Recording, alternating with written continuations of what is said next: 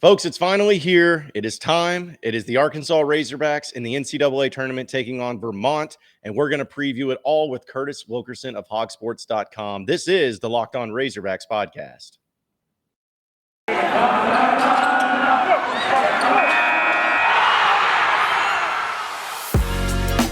You are Locked On Razorbacks, your daily podcast on the Arkansas Razorbacks, part of the Locked On Podcast Network, your team every day. And welcome into the Locked On Razorbacks podcast. I am your host, John Nabors. I am also the host of Out of Bounds. You can catch every weekday afternoon from 1 to 4 on 103.7 The Buzz and 103.7thebuzz.com. Today's episode is brought to you by BetOnline. BetOnline has you covered this season with more props, odds, and lines than ever before. Head over to betonline.net where the game starts. I am now very pleased to welcome in a very special guest here on the podcast, someone else who's also in Buffalo with me, but we're not in the same room, but he is kind enough to join us, and it is Curtis Wilkerson of hogsports.com. And Curtis, appreciate you joining us, man. I see that you're there at the arena already. Kind of jealous. It's probably a lot more fun there than it is in my hotel room. Yeah, that's right. It's getting close to game time here. It's insane the amount of people that are around this arena today compared to yesterday and the day before. I mean, it's absolutely nuts. Be prepared for that when you get down here. But yeah, down in the media press conference room, and excited for a big day. Yeah, I know. I'm looking forward to it. I'm probably going to have to get down there extra early after my radio show ends to get involved in it. So, but, just looking at Arkansas and Vermont, we've been hanging out the past few days and here in Buffalo, and we've talked about pretty much anything and everything you can about this game and about this matchup. But just from your perspective, it seems like Arkansas is kind of the trendy upset pick for a lot of people thinking Vermont's going to win. Why is that? Why is it more about what Vermont does, or is it more about the people not necessarily trusting Arkansas? Why are so many people on the upset bandwagon for Vermont? Well, I think it's twofold. I do. I think part of it's what Vermont does very well, which is they're so efficient offensively. We know they can shoot the three. They've got 8 guys who've hit more than 23s on the season. They've got a couple stud players. We talk about J.D. Note and Jalen Williams, the inside-out duo for Arkansas. Vermont has one of those too, and Ryan Davis in the post and Ben Shungu at the off-guard position. So a couple of really nice players there. They run their stuff. They create good shots. They take good shots, and they make them, and they don't turn the ball over. So this is not a team that's going to beat themselves. You got to go out and beat them. And so I think that's why people like them. They've been doing a lot of winning. They've lost one game since the calendar flipped to 2022. It was in overtime without 2 of their starters. So, it's a team that's red hot. I think they won every game in their conference tournament by more than 30 points. So, a lot to like about Vermont there. And then I think you look at Arkansas, obviously they've been playing incredibly well, over the course of the last 2 months.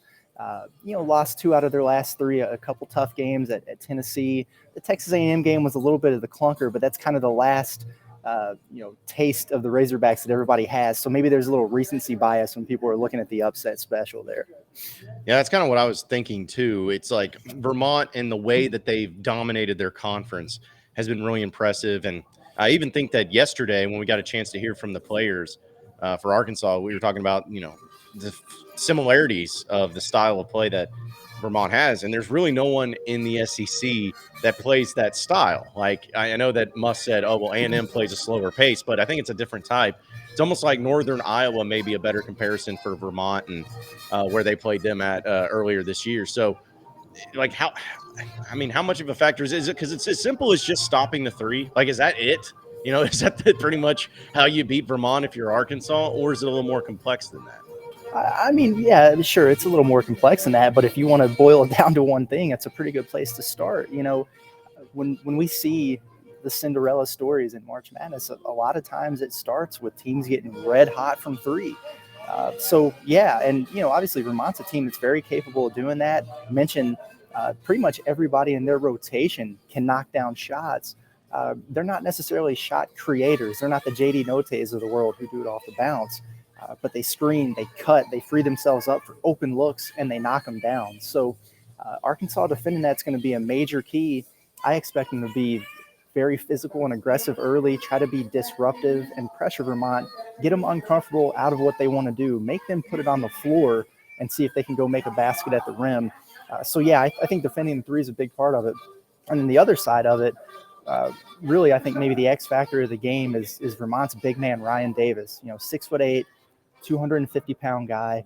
He's very efficient. He's scoring at almost an 80% clip around the basket. So when he gets the ball down there, he scores it. A crafty dude. He's got the fancy kind of old school post moves, and then he can step out and knock down the three at over 40%. So probably going to be a matchup for Jalen Williams. That's going to be a big key to the game, how Arkansas defends them, because they like to keep Jalen Williams sagged off in the lane a little bit and drop coverage, take those charges. You can't really do that against this guy. He can burn you from three. You know, another thing that we talked about was Vermont in the rebounding. And I did a little more in-depth research because I saw their rebounding numbers as a team. I'm like, it's not very good. Like, their leading rebounder averages like 6 rebounds a game. But then I looked at it, and they actually are in the top 25 in defensive rebounds. But in the offensive rebounds, it's like nothing. Like, they have none. So it's almost like, are they just the type of team that fires up a shot and then just gets back? I mean, what is their element right now? Oh, I think part of it is they're so efficient. They don't miss a lot of shots. So maybe they don't have as many opportunities to get offensive rebounds as some other teams. But, yeah, I do think you're right. That's a lot of it. They probably don't crash the offensive glass with 2 or 3 guys as hard as you see teams in the SEC do. They get back. They set their defense where they defend really well in the half court. I think that's a big part of what they do. So, yeah, that's part of it. But it is interesting. You know, they're not the tallest team or the most athletic team. But one thing that stood out to me about them yesterday is those guys are weight room strong. They're all well put together, big, broad shoulders. So I don't think they'll necessarily out physical Arkansas, but I think they can probably hold their own from a toughness standpoint. And you mentioned their defensive rebounding rate. You're right. I mean, they give up very, very few offensive rebounds. Well, that's a big part of what Arkansas does, is crashes the glass, gets the offensive boards, the easy putbacks, guys like Audice Toney. So that's also going to be an interesting thing to watch in this one. Yeah, and also the fact that, it's kind of come down to where this year it's been about J.D. Note and Jalen Williams and how they go. And then after that, you can get an Amude, you can get Audice Toney, who has shown he's capable, whoever it is. But if there's like one player besides J.D. Note and Jalen Williams, the guy that you really feel like has to bring it in this tournament for Arkansas to advance, who's the guy that needs to step up and be consistent? I think it's Stanley Amude. I mean, he's been a guy that's been playing really well down the stretch. He shot the three incredibly well, which is something that Arkansas really needs as a team, another consistent threat out there. And he can do it at different levels. You can post him up. He can score in the mid-range, in transition. So, when you have a guy like that, and that's why Arkansas brought him in. I mean, he's a guy who scored at a high level at South Dakota. He kind of has the makeup. He's that type of dude that can get hot and win you a game in March, go for 25 plus. And there was just something about him to me yesterday in that press conference. This is a guy, he's been playing college basketball for a long time. This is his first NCAA tournament, but he just seems so just kind of calm, cool, and collected. He's got a quiet confidence about him that kind of makes you feel like he's just laying in the weeds waiting to strike. I think he's the guy that could make, turn Arkansas's big 2 into more of a big 3.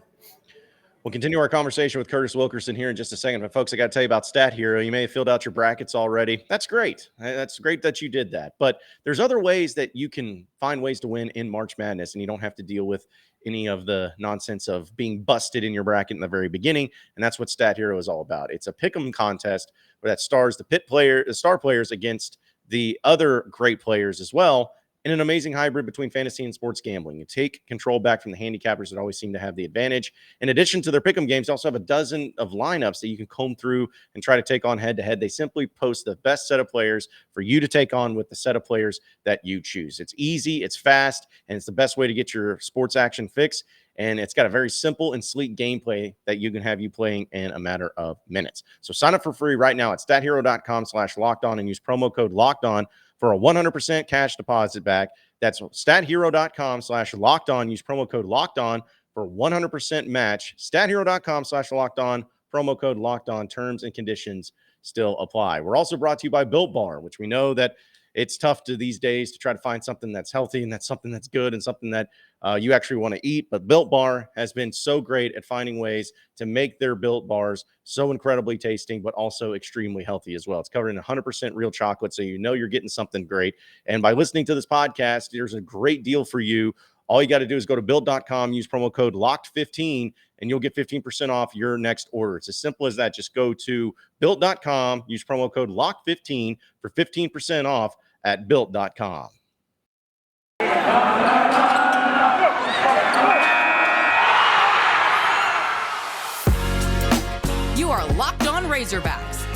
daily podcast on the Arkansas Razorbacks, part of the Locked On Podcast Network, your team every day.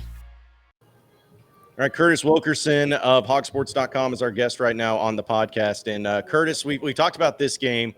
Let's talk about futures. Let's just go ahead for funsies say that Arkansas ends up beating Vermont and they advance in the NCAA tournament. What's going to keep this Razorback basketball team from making it to the second weekend, to the Sweet 16, to the Elite Eight? What's the one thing that could hold them back and keep them from making another run in the tournament? Boy, that's a tough question. I probably would have to say just some, the offensive inconsistency that this team has at times. I mean, the defense really travels. And, with the exception of that game against A&M, it's been incredible for the last couple months. You have to feel good about where they're at from that standpoint. But, the last 3 games or so here, J.D. Notae hasn't been nearly as efficient as typical. Jalen Williams, who is a double-double machine, he's been held in single digits 3 games in a row. And this is a team that can hit you with spurtability. We know Eric Musselman loves that term. They'll pop you for a 12-0 run real quick. But on the flip side, they've been prone to building up big leads or making big comebacks. And then there's these long stretches where they struggle to score unless they're getting to the free throw line. And that's not a given in the NCAA tournament. So if there's one thing that I think maybe could hold this team back, it would be, if you're playing a tough team, it's a win or go home situation. The pressure is amplified and you get into one of those scoring droughts. How do you dig yourself out of it? So that's probably where I would pinpoint. Yeah, that's probably the thing that makes most Razorback fans worried, because even last year in the run that they went on, it was never really, the offense was never a problem. Like, it was never, because they would have games where they didn't score a lot, but you just felt like Moses Moody was going to go and get his. You knew that Justin Smith was going to go and get his. You knew that a guy like Jalen Williams or Debo Davis could go and be that next guy. Even Jalen Tate could go out and hit. Like, it seemed like you had a lot more options and guys that could be a little bit more consistent. Even Desi Sills sometimes last year had some good games. But with this year, it's just like your best offensive player is J.D. Notae, but we know he takes a high volume amount of shots and he misses a lot of them. Jalen Williams is great, but he's a double-double machine, but most of his double-doubles are like at 10 points, or 12 points.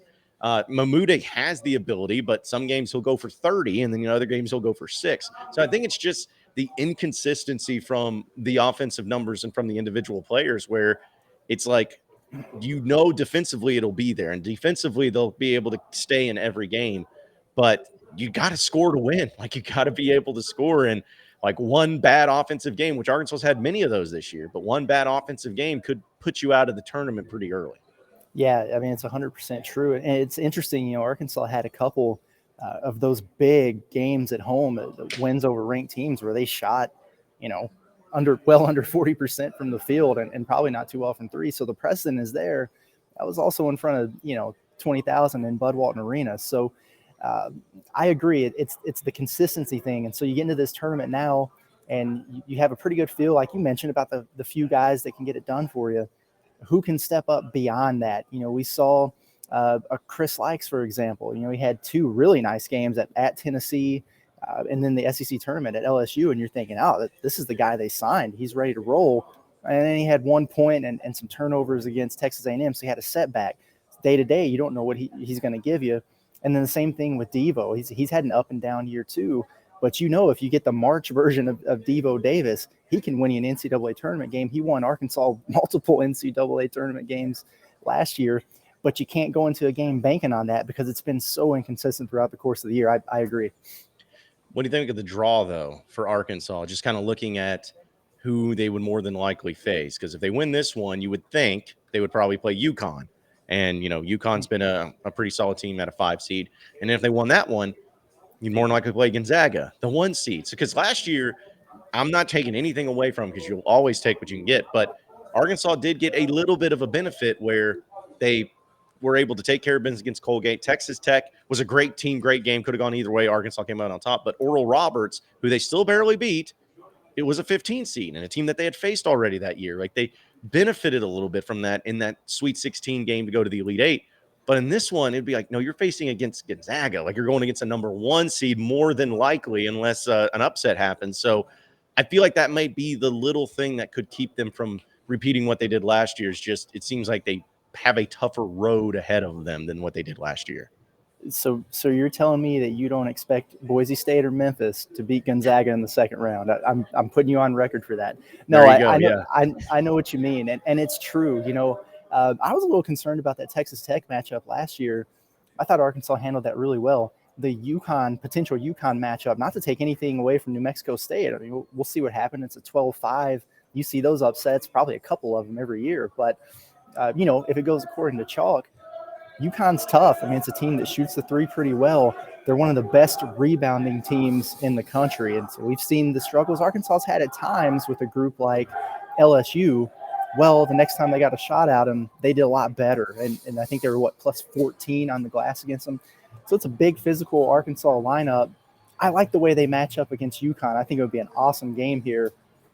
But then to go next week and travel across 3 time zones to play Gonzaga in San Francisco, that's a lot to ask of anybody. So I hope it happens. I'd love to make the trip. But, that would be tough. It's definitely a more challenging road in terms of the potential teams that you face. And then also, it's not all locked up in the bubble in Indianapolis. You're traveling all over the place, and that matters. Yeah, I mean, we know that Arkansas really got screwed in this whole thing as far as locations and everything. And when you put it like that, 3 time zones for the next game, and you're going off against a team that's already in that time zone and is not having to travel far at all, you would think they would have all the benefit from that. Because here's the thing, going one time zone from Central to Eastern time has screwed with my mind. And I'm sure you felt the same way. I couldn't imagine going from, all right, you're in Central time zone, then you're in Eastern time zone for a week, and then you travel, and now where it was 7 o'clock where you were, it's actually 4 o'clock where you're at now, and your practices, your sleep schedule. I just couldn't imagine what it does to your psyche and trying to get ready and get the quick turnaround and be able to get it all going and play an NCAA tournament game. I feel like that has to be a factor. Oh, yeah, absolutely. And I'll be really anxious to see how they handle that. I guess if there's a plus side or a silver lining with Arkansas, you do have Eric Musselman, who coached in the NBA for so long. And so that dude is used to going East Coast to West Coast and playing back-to-backs in the NBA. So in terms of quick prep and maybe, eliminating some of that jet lag pretty quick or whatever it might be, he's probably got some pretty sound advice. So if there's one team that could handle it based on their leadership, I guess it would probably be Arkansas. But you're right. I mean, this whole situation has me all messed up. I don't know what time it is. I'm trying to figure out what's going on here, but tell people back home what's going on in Central Time. I've messed it up about a dozen times already. So I don't know. If I give somebody a time, probably don't want to pay attention to what I have to say.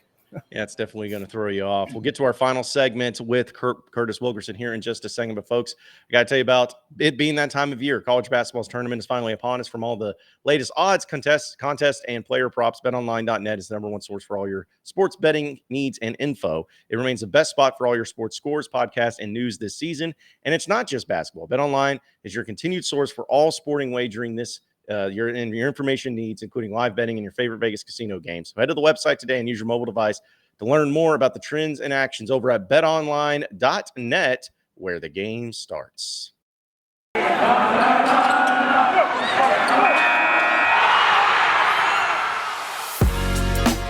are Locked On Razorbacks, your daily podcast on the Arkansas Razorbacks, part of the Locked On Podcast Network, your team every day.